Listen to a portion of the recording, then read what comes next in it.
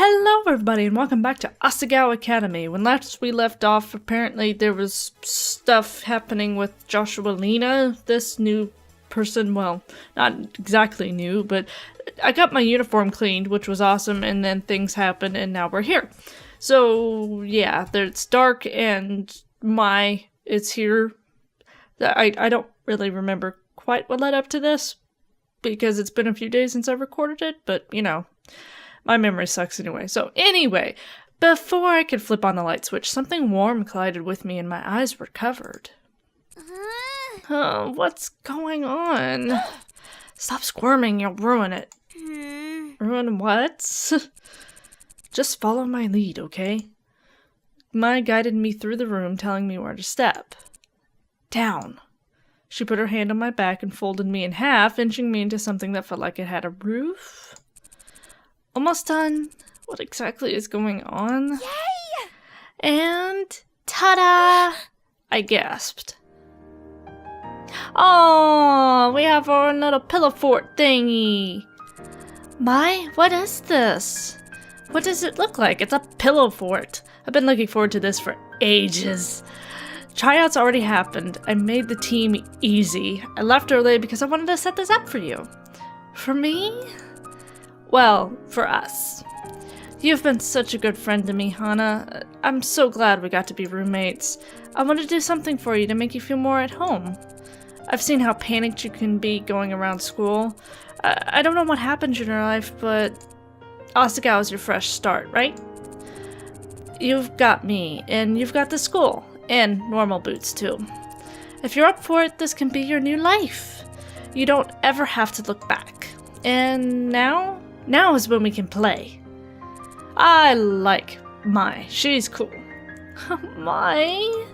Yeah! Yes, I knew it. I totally knew you were going to cry. Perfection. I guess this means I was successful. Ah, Mai, you've done it again. Mai! I slammed her into a hug. Whoa, be careful, you don't want to break it. This took me forever.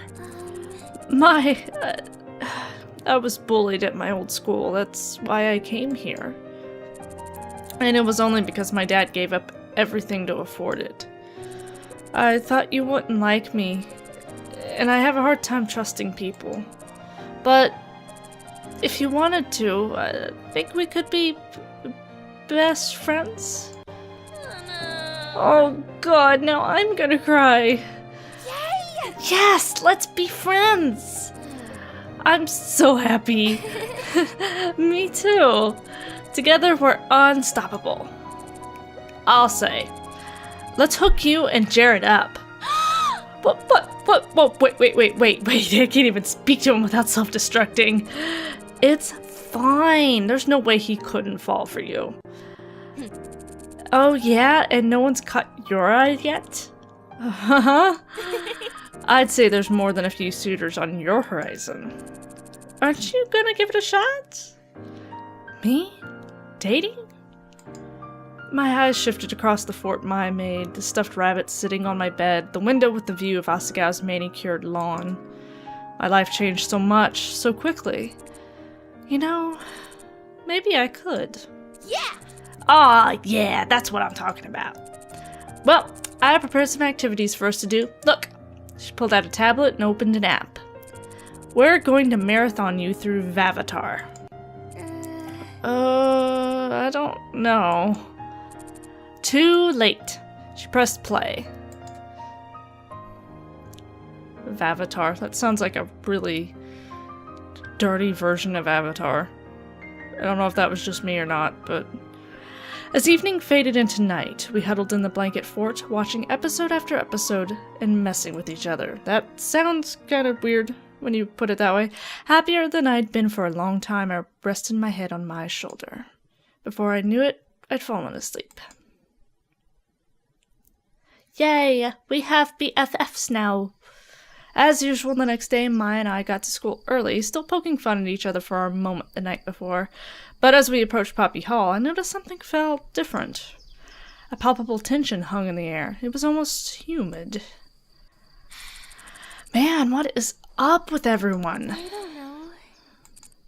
Is there a test today? Not that I know of. But as we entered the building and turned the corner, it suddenly made sense. Jared and Paul were arguing amidst a large crowd, spit flying from their mouths, while Nick and Josh walked along the hallway pasting posters of Paul's face over Jared's modeling shots. See, what does it say? There's only one candidate you can trust to keep Asagao Academy moving forward. Vote Paul for president. Oh, I thought I told you to stop and take those posters down. No. What is wrong with you? These walls are everybody's space. You don't have to listen to you. And you should know that this campaign is way more important than your little fashion show. No. But mine were here first. Lay off them. This is between you and me, Jared. Leave them out of it. You've been taking up all the wall space with your show. The student elections are much more important. It's our government. The student government doesn't even do anything. Whoa. As current president, I can say with full knowledge and proper authority that the student government does a ton for this school. You don't even know, Jared. You don't even know.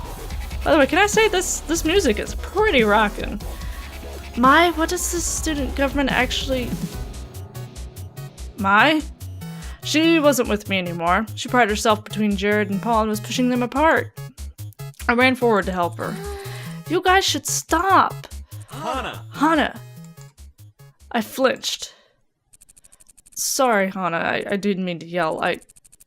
We want your opinion on something. You're a regular student, a new student. You're uninvolved. Which do you think is more important, our student government or the fashion show? Kind of student government. I mean, but I really don't want to choose between them, but I'm going to say student government. Oh, I know that. See, Jared, I told you, the students want representation, and I will give it to them. You made the right choice, Hana. You're gonna vote for me, right? He gave me a huge grin and I nodded. Part of me felt like if I didn't vote for him, a puppy somewhere would die. Jared, on the other hand, looked irked. Guilt rammed my stomach. Hana, please come to the fashion show. I already gave you a ticket, right? Hopefully, it'll change your mind. It was amazing they even cared what I thought. Hana's usually right about these things. You should listen to her. Mai patted me on the back and I jumped. I forgot she was there. Jared looked at Mai, raising an eyebrow. Are you sure, Mai? Don't you have your own opinion? Why'd he bother to ask? Well, if I'm being honest, I care more about the fashion show. I go to the elections because I have to, but I go to the show because I want to. Plus, it raises a lot of money for the school. I didn't know that. That actually does help. Thank you. He gestured dramatically at Mai, as if her opinion sealed the deal. That's because we made it a fundraiser. Alright, everybody off to class. Break it up. Break up the little cat fight. Ah, the 5-minute bell. Class was about to start. Jared nodded to us and walked away. Paul opened his mouth as if to say something more, but evidently thought better of it. He headed after Jared with Nick and Josh, thanking them for their help. Being a year ahead of us, their classes would be on the next floor. Mai began to follow them, but I gently pulled her arm. Our classroom was the other way. Oh, Jared, if you need any help with the show, I'm here. Her yell echoed through the emptying hallway. Jared, without looking back, raised a hand in acknowledgement. Mai covered her mouth and emitted a skull-piercing squeal. Wincing, I dragged her into the classroom. Oh, girl, you got it bad. After the drama that morning, I wasn't sure what to expect at lunch. I dawdled on my own, making up an excuse about copying notes, hoping whatever tension remained would dissipate while I was gone. When I got to the cafeteria, it seemed my plan succeeded. Hana, we saved a seat for you. Get over here. Mai sat at the normal boots table, looking like she completely belonged. She waved for me to join her. I sat down next to her at the edge of the table. Josh was across from me. We made eye contact as I sat down, so I nodded slightly to him. He nodded back, and I felt accepted. Hey, Hana. How was class? Hey. Good, thanks. PBG might have already told you, but we're working together on a project. It's going pretty well. I'm doing the pet... Is that Gerard back there? In a shy moment of not wanting to look Nick in the eye, I glanced to the side and saw Gerard in the back of the cafeteria with someone I didn't know. Everyone turned to look. He's probably doing some trading. Satch waved a hand. So I borrowed a new drawing tablet the other day, hoping I could use it to make plans for my machine. Well then, Satch changed the subject and everybody started talking about that. I, however, kept my concentration on Gerard, who was holding a small figure. Same with the girl he was talking to. Were those what they were trading? It's the itty-bitty kitties! Those are itty-bitty kitties. They're really popular right now. I'm surprised you don't recognize them. They're kitty figures of all different shapes and colors. I have a few myself. You know me, I'm hip to the know about these things. I have never heard that phrase before. They're pretty cute, but kind of a little girl thing. She shrugged.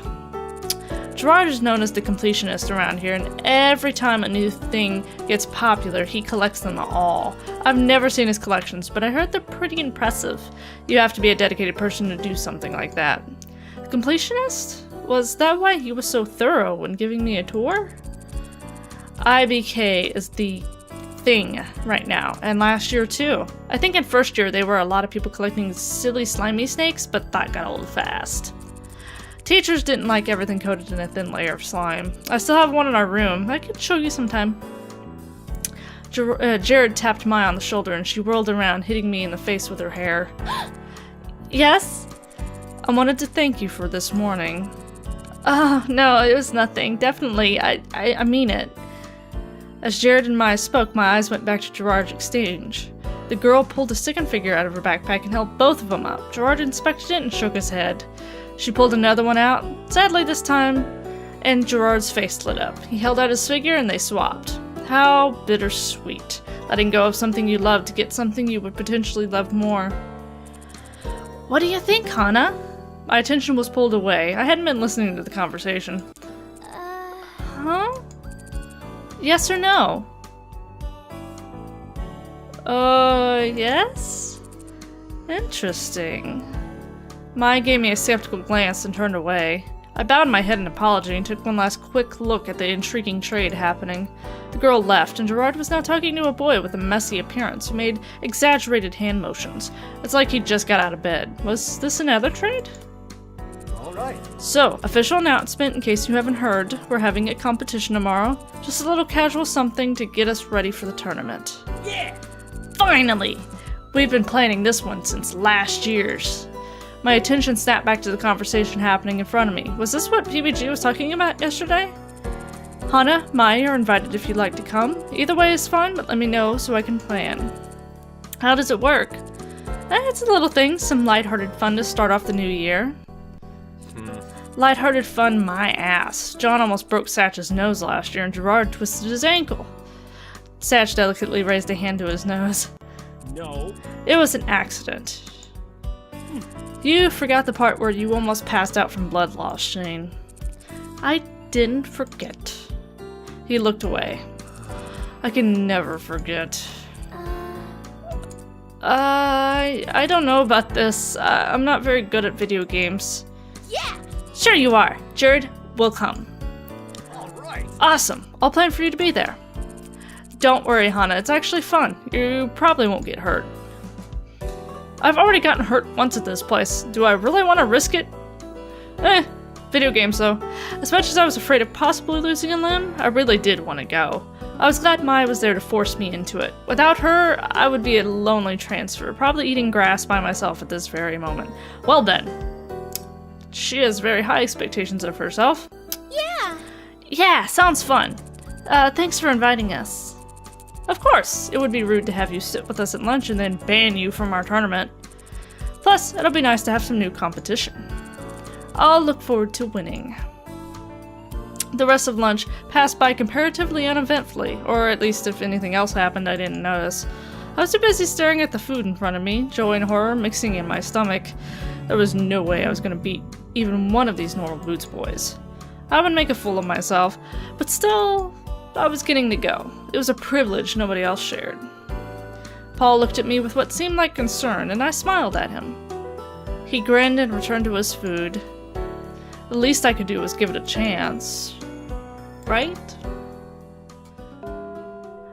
But we're gonna have to go and find out what happens to that on the next episode. I hope you guys are enjoying the series so far.